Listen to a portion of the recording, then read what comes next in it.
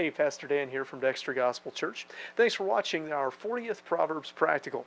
In our last video, we got another warning about the danger of pride and an encouragement about the power of humility. This next verse gives us an extremely practical truth that we can probably employ just about every day. It's one that's enormously relevant right now as people try to figure out what to do in the current medical, political, and economic climate. We're in Proverbs 18 and verse 3.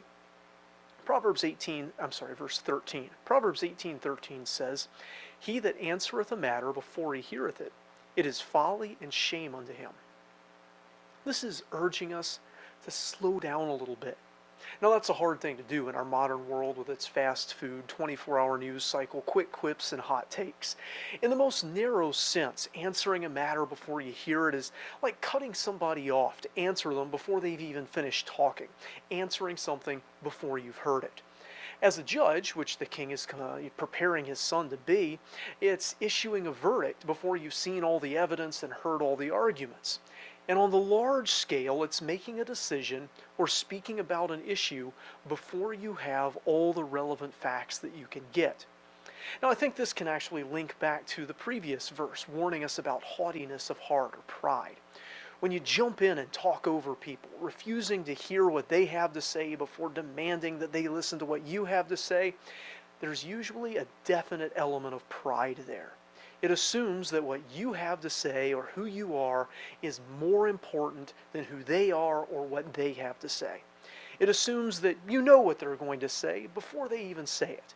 But in reality, we're very often wrong about that. And it's the height of arrogance to think that we can make good decisions without all the good information that we can get. We often make a lot of mistakes even with all the information that we can get.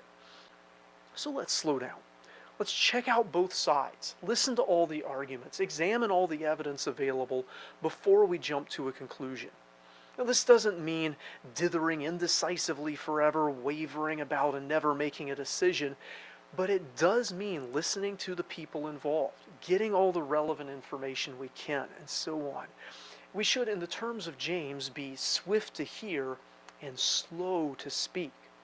Now, our tendency is to only listen to things we already agree with, things that reinforce things we already are inclined to believe.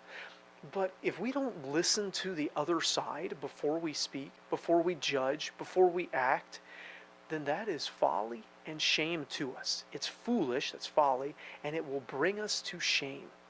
Now, this is especially relevant when it comes to things like this pandemic. There's so much that's unknown that anyone who jumps immediately to certain statements about what should be done and what's going to happen is almost certainly going to be wrong, tragically wrong.